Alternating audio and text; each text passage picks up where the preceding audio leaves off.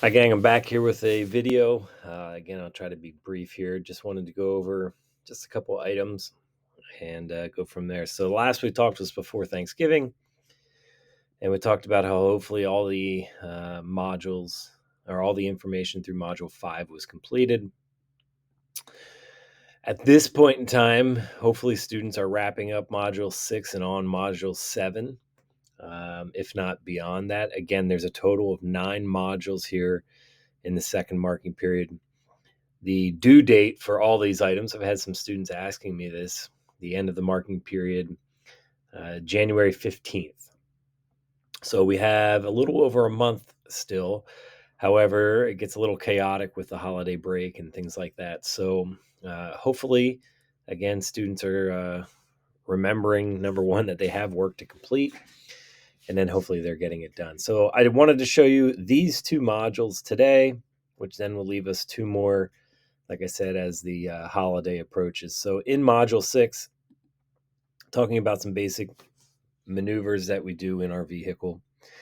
So the most famous one of all is probably parallel parking. As a new driver, it's something that we have to show that we can do well. Everyone always asks me, why do we use parallel parking as kind of a measure of how well one can drive? And it's one of those tasks or skills that really is difficult. And if a young driver can pull off that maneuver, they should hopefully be pretty comfortable in all situations. Right? When you're backing up, when you're turning the steering wheel in both directions, things like that, that becomes quite challenging. So that's one of the reasons they use parallel parking as kind of one of those key testing points there. So this assignment right here, there's a great video. It shows exactly what you need to do, how to line the vehicle correctly, where to aim, all those things. So students are going to watch that video, and then they are going to essentially kind of summarize how you would parallel park. So if they were to teach someone to parallel park, this is the steps they need to make. These are 2 Edpuzzles assignments that talk a little bit about just making turns. And I think it's something we take for granted, but there's certain situations where we need to turn properly. If you can picture a 2-lane road where both lanes are turning left, making sure you stay in the appropriate lane or making sure you turn into the correct lane is one of those things that I think as an experienced driver, we tend to take for granted a little bit. So it talks a little bit about how to properly make turns. A turnabout is just ways of turning your vehicle around. So the 3-point turn or the K turn is probably the most famous of all those. There's several other turnabouts that they'll talk about there. In this part here, it talks about basic parking with perpendicular and angle parking, especially. Again, how to align our vehicle into a perpendicular space or an angled parking area. All things that seem really, really simple when we do them for a long time, but as a new driver, tend to be a little bit challenging. So it's a pretty short module, but some pretty useful information. When we get to Module 7, then we're going to really talk about specific scenarios. So we talk a little bit about what right-of-way rules are, who should be given the opportunity to go first, things like that. That's what they're talking about here. A controlled intersection is something is actually regulating the flow of traffic. So a traffic signal, a stop sign, things like that. Uncontrolled intersections, there's nothing managing that intersection. So I always like to think in our area, a driveway.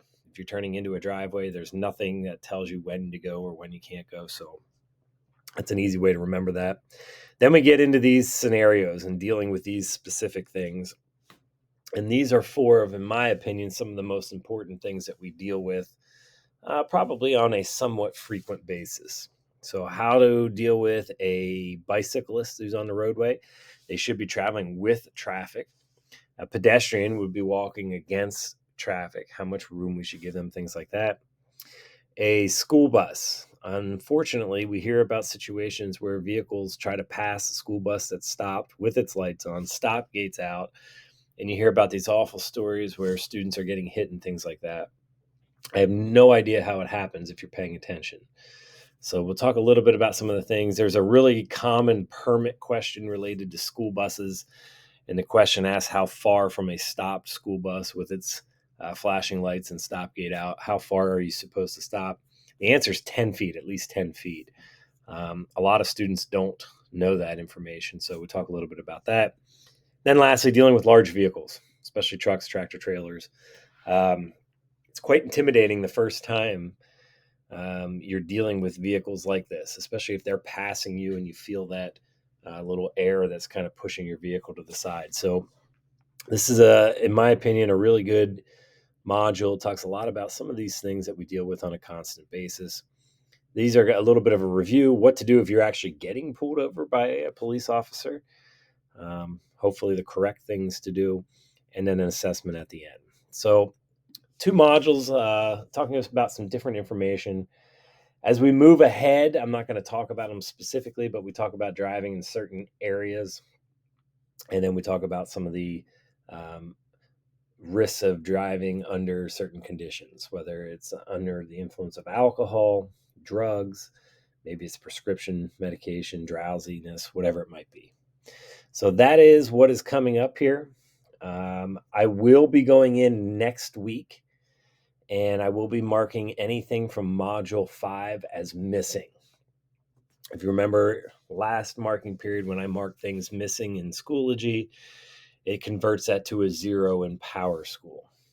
Again, that grade is not something that's solid. As soon as work is completed, I'll go back in and change that, and students will be given the grade that they earned.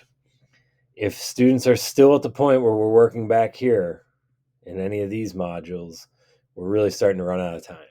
So again, I appreciate any help you can offer from home.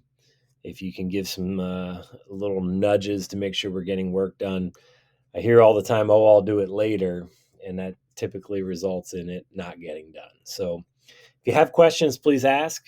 If your son or daughter has any questions, they can certainly message me at any time. Hope you have a great rest of the week.